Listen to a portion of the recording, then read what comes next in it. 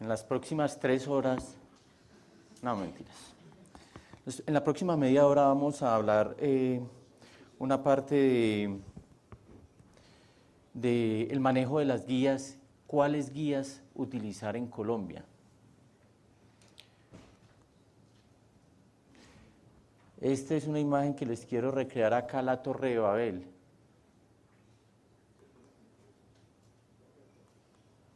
Ya les explico por qué.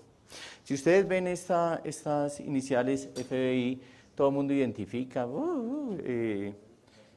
patrullas y todo. Se les viene a la mente algo con la que lo van a identificar.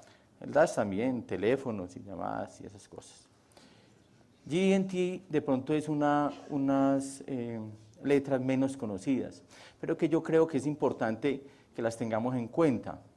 Porque si nosotros revisamos la literatura médica, lo que ha cambiado la morbimortalidad de los pacientes es la terapia médica dirigida por guías, no es la terapia médica dirigida por artículos. Nosotros que nos movemos en hospitales universitarios, vemos los residentes todas las mañanas muy felices, trasnochados, hablando del artículo que salió. Yo pienso que eso realmente no modifica muchas cosas, salen muchos artículos, los marcianos, neptunianos, pero de ahí a que eso realmente nos muestre, se sedimente y llegue a cambiar la morbimortalidad, hay un trecho bastante largo. Entonces, por eso yo quiero enfatizar que son las guías realmente las que han modificado morbimortalidad, no los artículos.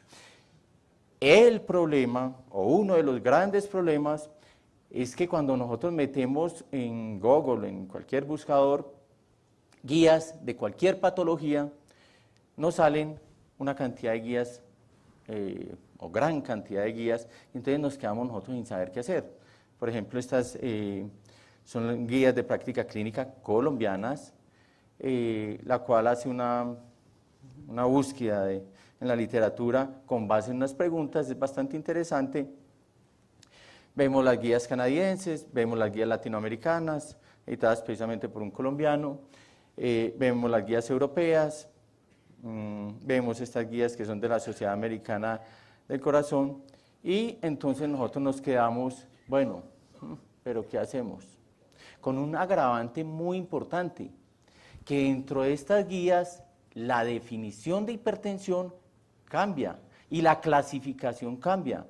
Entonces, ¿nosotros qué vamos a hacer? Precisamente, por eso las sociedades científicas deben tomar el liderazgo y definir sobre cuáles guías nos vamos a tratar la hipertensión en Colombia. Les pongo un ejemplo. Guías NICE, las guías británicas, guías muy bien elaboradas, con un rigor científico muy importante. Hacen una recomendación de hacer diagnóstico de hipertensión arterial con base en mapa, el monitoreo ambulatorio de la presión arterial. Pero es que esto es un problema, llevar esas guías a nivel mundial. Acá en Colombia no podríamos hacer diagnósticos de hipertensión arterial en la población general a partir de mapa. No, porque se imaginan ustedes en el Chocó, vendría un político al año a decir que erradicó la hipertensión arterial. Porque allá no hay mapa, entonces no podemos hacer diagnósticos de hipertensión arterial. Una cosa es Dinamarca y otra cosa es Cundinamarca. Nosotros en Colombia tenemos que tener guías un poquito más sedimentadas a nuestro país, a la realidad que vivimos. Con base en esto y revisando todas las guías, entonces la sociedad hace una recomendación definitivamente que es la guía que aparece en la página de la sociedad de el Joint Committee. Desafortunadamente, si ustedes revisan la guía de la sociedad, tenemos unas guías pues un poquito viejitas, 2007, pero obviamente que estamos en aras de actualizarlas con la nueva literatura y actualizarlas hacia el octavo, pero es más o menos lo que tenemos en la sociedad.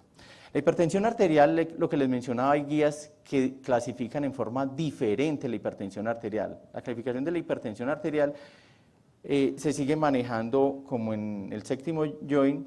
A nosotros los cardiólogos no nos gusta mucho el término porque preinfarto, ¿qué es preinfarto? ¿Se infartó? ¿No se infartó? Es como las niñas que estoy en preembarazo. Pues bueno, se queda uno sin saber realmente si está en embarazo o no está en embarazo. Bueno, de pronto un viernes en la tarde, sí, estoy preembarazada y el novio está preocupado.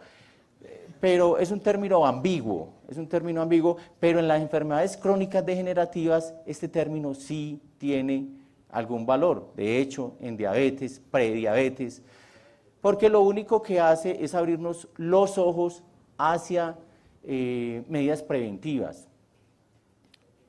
Obviamente, no estamos diciendo que vamos a darle manejo ya, mis compañeros han hablado hasta la saciedad, no vamos a darle manejo farmacológico a un paciente prehipertenso, a pesar de que hay un estudio muy bonito, el TROPHY, que utilizó un manejo antihipertensivo al paciente prehipertenso y demostraron que menor incidencia de hipertensión arterial o en la incidencia, demora en el tiempo de aparición de esa hipertensión, pero es demasiado agresivo dar manejo farmacológico a un paciente prehipertenso, entonces obviamente que no es la recomendación de ninguna guía. El estadio 1, 140, 59 y 90, 99 y ahí para arriba estadio 2, esa es la clasificación de la hipertensión arterial. Resaltar un poquito para las guías, la clasificación del octavo, lo de 140, 90.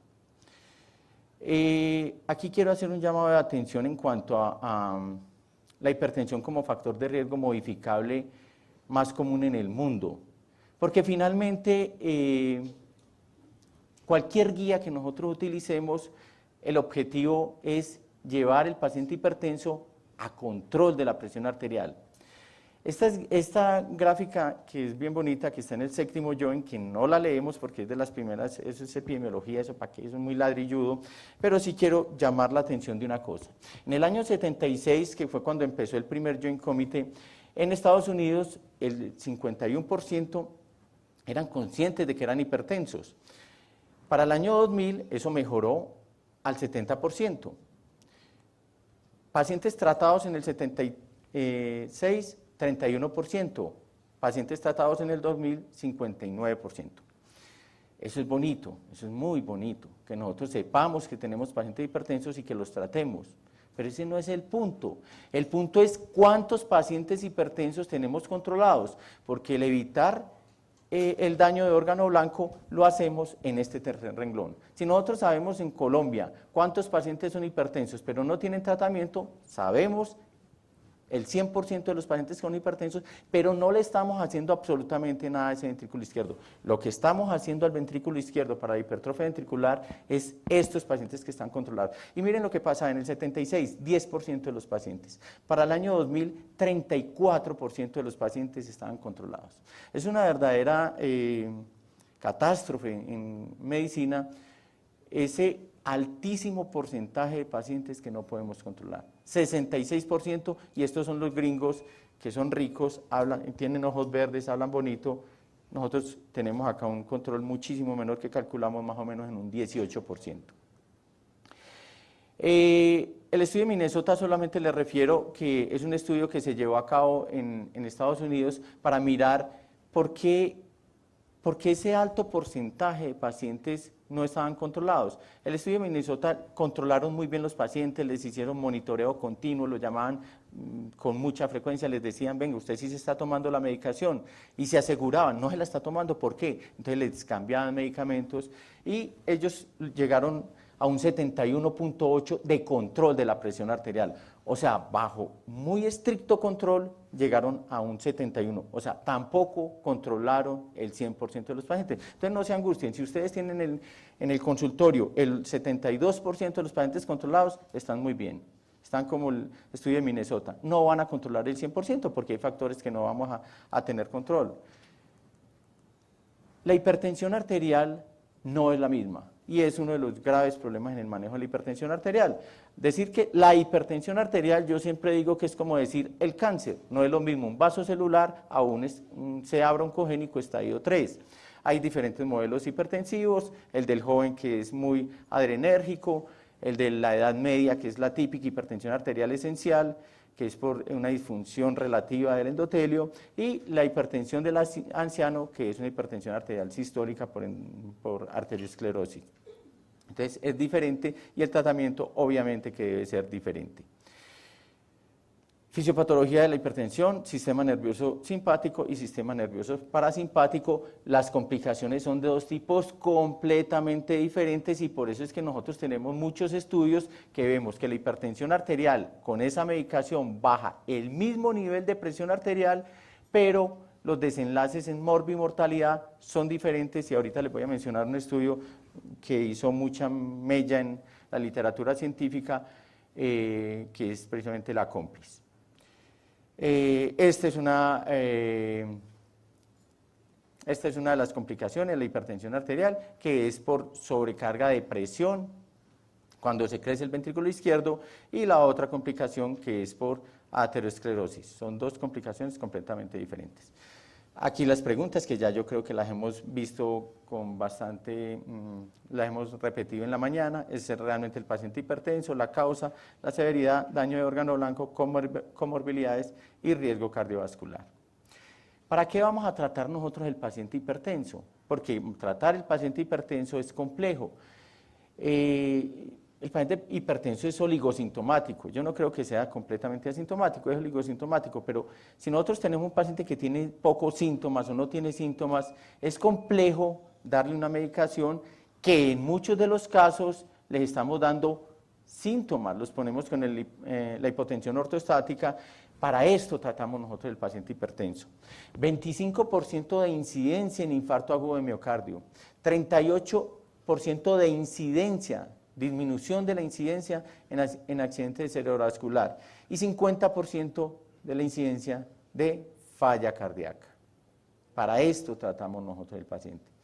Pero para llegar a estas metas, no solamente debemos tratar el paciente, sino controlar el paciente. Estos desenlaces se consiguen con pacientes tratados.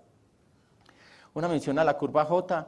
En el séptimo joint, recuerden que decíamos que lower is better, sonaba bonito, entre más bajo mejor, pero ya sabemos que hay dos grupos de pacientes que esa teoría no aplica. Los pacientes renales crónicos que bajamos sistólica por debajo de 120, aumentamos enfermedad cerebrovascular, y los pacientes coronarios que bajamos diastólica por debajo de 80, aumentamos desenlaces coronarios. Entonces ese lower is better no es tan cierto. Esto lo hemos aprendido en los últimos años.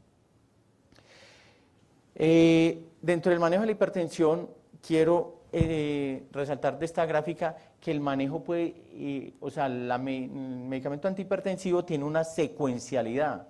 Cuando nosotros queremos tener potencia en el manejo de la hipertensión, es importante que nosotros no utilicemos medicamentos secuenciales, sino de otra vía. Por ejemplo, combinar un inhibidor de la renina con un calcio antagonista, que aquí no aparece. Eso nos da potencia. ¿Y por qué menciono esto acá dentro del tratamiento?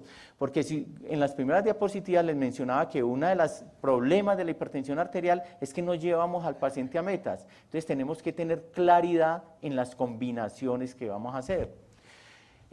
Modular el sistema renina-angiotensina lo hacemos en 4 puntos. Los beta bloqueadores me inhiben la liberación del sistema renina-angiotensina-aldosterona allá en las células justaglomerulares. O sea, yo puedo modular el sistema renina-angiotensina con beta bloqueadores. Obviamente, cuando vamos a utilizar beta bloqueadores, no todos los beta bloqueadores son iguales, al igual que la hipertensión no toda es igual. En hipertensión arterial, sin lugar a dudas, pues tenemos que utilizar beta bloqueadores específicos, o sea, beta 1 específicos, porque los beta 2 obviamente que me quitan mucha potencia del efecto antihipertensivo.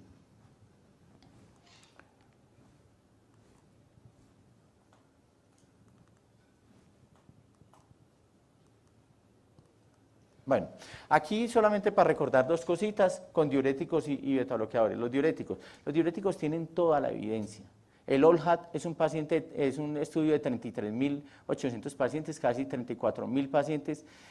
tienen toda la evidencia, ya sabemos ahorita que veamos las guías cuáles son las recomendaciones, aparecen algunos artículos, lo que les mencionaba, cuando apareció la Accomplice, que los quiso enterrar, de hecho los europeos le dieron mucho peso a ese estudio y prácticamente lo enterraron, guías NICE 2011 prácticamente enterraron los diuréticos y afortunadamente volvieron a salir, el año entrante cumplen 60 años los diuréticos y siguen rampantes, y un estudio casi no lo entierra.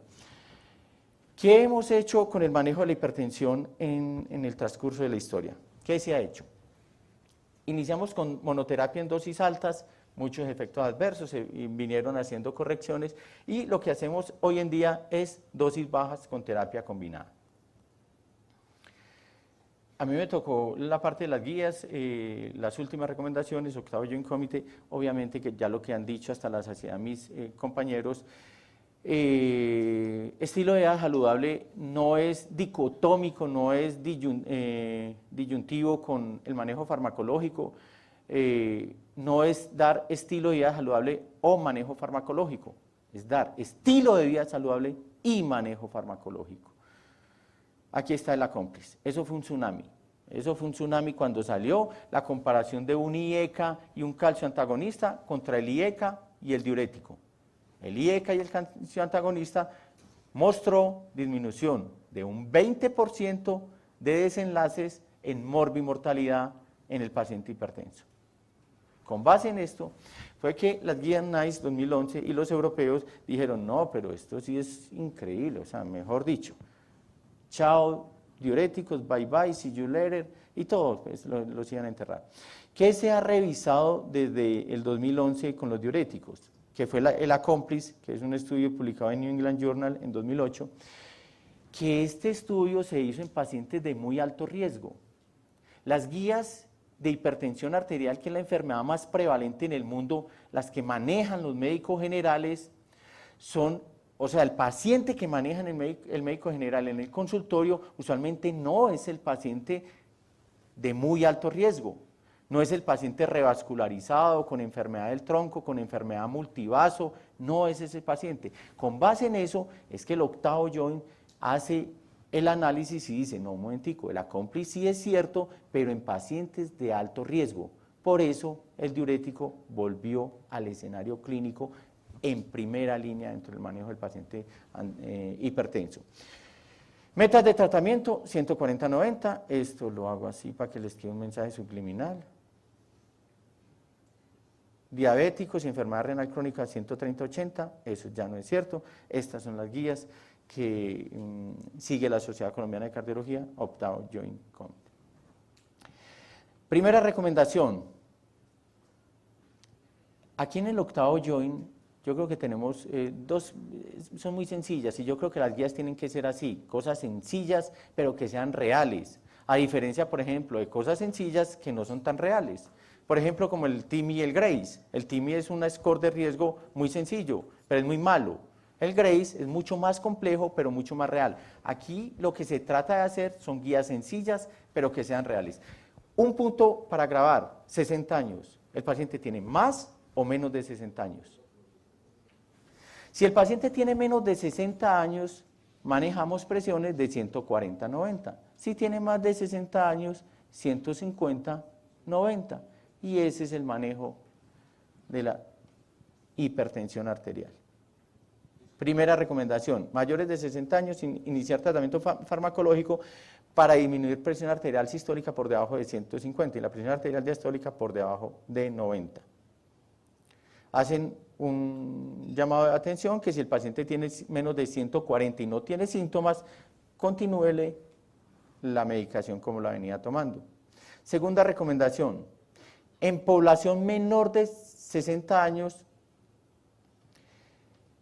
inicie tratamiento farmacológico para reducir presión arterial por debajo de 90. Tercera recomendación, en la población menor de 60 años, inicie manejo farmacológico para bajar presión arterial por debajo de 140. Conclusión, de estas tres frases que hemos dicho, 140-90 para menores de 60 años y si tiene más de 60 años, 150-90. Muy sencilla esas recomendaciones.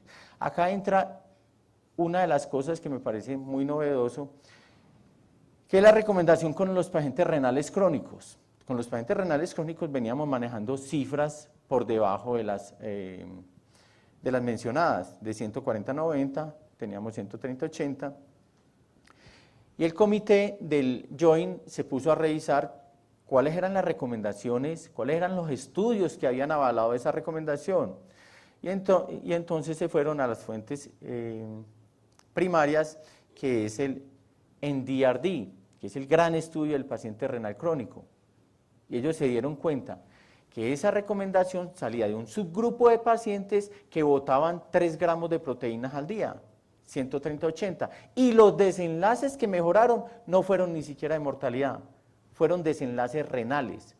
¿Cuál fue la recomendación entonces del comité? Dijo, no señor, no hay ninguna evidencia que el paciente renal crónico, bajándole más la presión arterial, le vaya mejor. Si su paciente en el consultorio le está botando 4 gramos de proteínas al día, listo, a ese paciente bájele más la presión, pero si no, téngale como límite 140-90. Una recomendación importante. Con el paciente diabético hicieron prácticamente el mismo análisis y se fueron a la fuente primaria, que fue el UKPDS. En el UKPDS también encontraron que la recomendación de cifras de presión menores para el paciente diabético salían de subgrupos muy pequeños de pacientes, lo cual no daba la autorización científica para hacer la recomendación de que el paciente diabético debería tener menos de presión arterial, y por eso hacen recomendación de que el paciente diabético tuviera menos de 140-90. La sexta recomendación es donde dicen que utilice cualquiera de estos medicamentos dentro del inicio de la hipertensión arterial: calcio antagonistas, inhibidores de la enzima convertidora de angiotensina, bloqueadores de los receptores o diurético tipo tiazídico.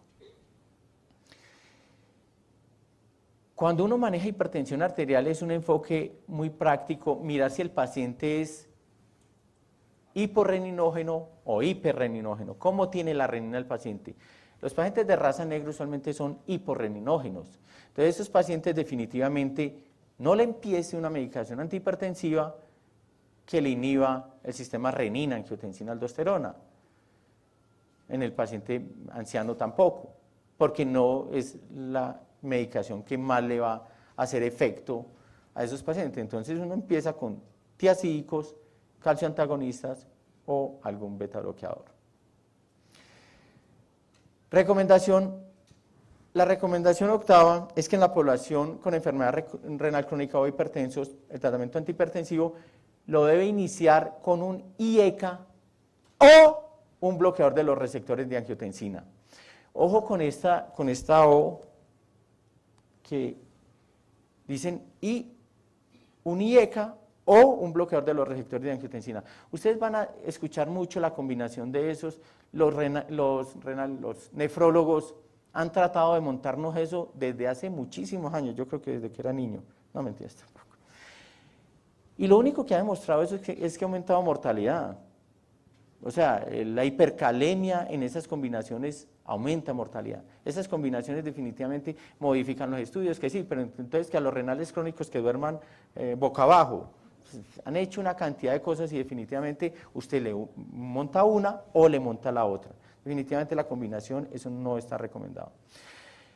La recomendación 9 es alcanzar las metas y mantener, es un resumen de todas las anteriores. Finalmente, ¿qué dice el Comité Nacional Conjunto de los Estados Unidos para el Manejo de Hipertensión? Maneje presiones arteriales por debajo de 140 en todo tipo de pacientes, excepto los que tengan más de 60 años, que le puede permitir 150 en sistólica. Y este es el algoritmo final. Cuando uno compara los algoritmos que sacan las otras guías, las guías europeas, las guías canadienses, son prácticamente iguales. Le modifican de pronto, hay un grupo, que los factores de riesgo. Claro, claro. Si usted tiene un paciente con más factores de riesgo, usted tiene que estar más atento y más acucioso a llegar a las metas. Pero en todo paciente usted tiene que llegar a las metas. Lo que pasa es que es menos perdonable que un paciente con más riesgos usted no lo tenga en metas. ¿Qué dice el algoritmo? Nada, que lleve el paciente a 140-90. Pero si tiene más de 60 años, llévelo a 150-90. Eso se ha repetido y eso es lo que dice el algoritmo. ¿Cómo vamos a lograr esa meta? Que es la parte final del algoritmo del octavo Joint Committee. Dice, utilice 3 estrategias. La primera es, y utilice la que usted quiera, o sea, la que le dé, la que quiera. Primera, utilice una medicación y llévela a la dosis máxima. Esa es una estrategia para llegar a esa meta. Segunda, utilice una medicación y antes de llevarlo a la dosis máxima, métale otra segunda medicación para evitar los eventos adversos. Y tercera recomendación, que es la que yo les recomiendo, es empezar con 2 medicamentos de clases diferentes. ¿Por qué les recomiendo empezar con 2 medicamentos de clases diferentes? Porque las sobrecargas de presión usualmente dan síntomas muy larvados. Cuando nosotros hacemos diagnósticos de hipertensión, al igual que de diabetes, usualmente hacemos diagnósticos tardíos. La estenosis aórtica, nosotros hacemos diagnósticos de estenosis aórticas muy tardíos, a no ser de que le hagamos un eco por alguna otra causa que le dio un uñero y le pidieron un eco, entonces vemos la estenosis aórtica, pero de resto, por síntomas, los hacemos cuando ya hay un compromiso ventricular muy importante. ¿Y por qué lo de la doble combinación? ¿Por qué iniciar con doble terapia combinada? Aquí están algunos de los grandes estudios, de los últimos grandes estudios en hipertensión arterial.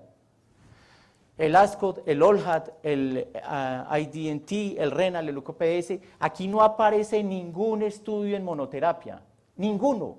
La hipertensión arterial usualmente no es una enfermedad de monoterapia. Acá inclusive, si ustedes ven acá el UKPS que utilizó casi 3 medicamentos en promedio, ni siquiera logró meter los pacientes a metas, 144. La meta es 140. Entonces, por eso yo pienso que el paciente hipertenso es bueno ganarle tiempo. Empezar estilo de vida saludable, empezar terapia combinada. Yo me puedo bajar, yo me puedo desmontar, yo me puedo escalonar. Esa teoría que nos enseñaron nuestros profesores, paciente hipertenso que tiene presión arterial normal, sin tomar medicamentos antihipertensivos, nunca fue hipertensa, eso es falso, eso nos lo están enseñando ahorita los cirujanos. Los cirujanos se jactan de que están curando lo que nosotros los internistas y los cardiólogos no podemos curar, la hipertensión arterial, y lo están haciendo con la cirugía bariátrica. Ellos están cambiando hipertensión y diabetes por depresión y desnutrición, pero la están curando, sí, la están curando. Entonces, si yo logro que el paciente me baje peso, que tenga un estilo de vida saludable, yo puedo desmontar esto, yo puedo desmontar la doble terapia y lo puedo dejar con monoterapia, pero mientras tanto yo pienso que la idea es no perder tiempo con el paciente hipertenso. Definitivamente yo creo que el control del paciente hipertenso es complejo porque el Minnesota, que manejó todas las variables conocidas y posiblemente modificables, solamente logró 72% de control del paciente hipertenso. Pero es que entre un 72 y un 34% hay una brecha muy grande con el cual nosotros podemos beneficiar a nuestros pacientes. Estrategias: utilizar fármacos de acción prolongada, con monodosis, no con monoterapia, con monodosis, o sea, moléculas que tengan la combinación de medicamentos. Muchísimas gracias.